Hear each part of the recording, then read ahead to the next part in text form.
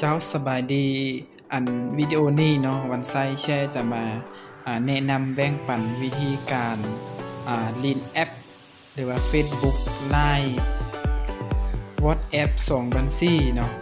เขาจะเฮ็ดแบบใดเนาะอันนี้ก็สำหรับโทรศัพท์รุ่นที่ว่ามันรองรับเนาะเราต้องเข้าไปเปิดอยู่บนตั้งค่าก่อน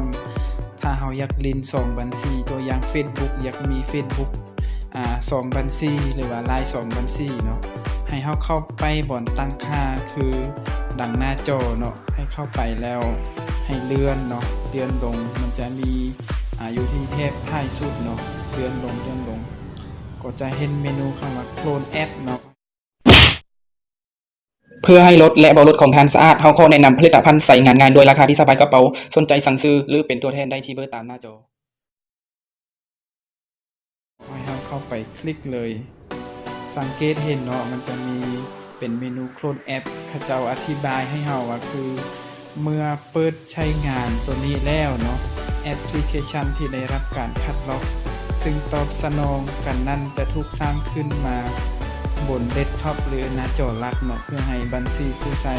2บัญชีสามารถใช้ในระบบเดียวได้พร้อมกันเนาะให้เราเข้าไป MyTick ใส่เนาะถ้าเราจะเล่น WhatsApp 2บัญชีกับ MyTick ใส่แล้วก็ Facebook เนาะกับ MyTick ใส่หรือ WeChat Line เนาะสำหรับแอปพลิเคชันที่ว่ามันบ่ออกให้ MyTick บนนี้มันจะเล่น2บัญชีบ่ได้เนาะอันนี้คือสำหรับโทรศัพท์ที่รองรับเนาะบางรุ่นก็จะบ่ได้รุ่นที่ใดก็ถือว่าได้เนาะเข้าไปตามเมนูนี้เนาะก็คือเข้าไปบนตั้งค่าแล้วก็โคลนแอปเนาะประมาณนี้เนาะแล้วเนาะสำหรับวิดีโอนี้ก็ขอจบเพียงเท่านี้เนาะแล้วเรามาพบกันใหม่ในวิดีโอต่อไป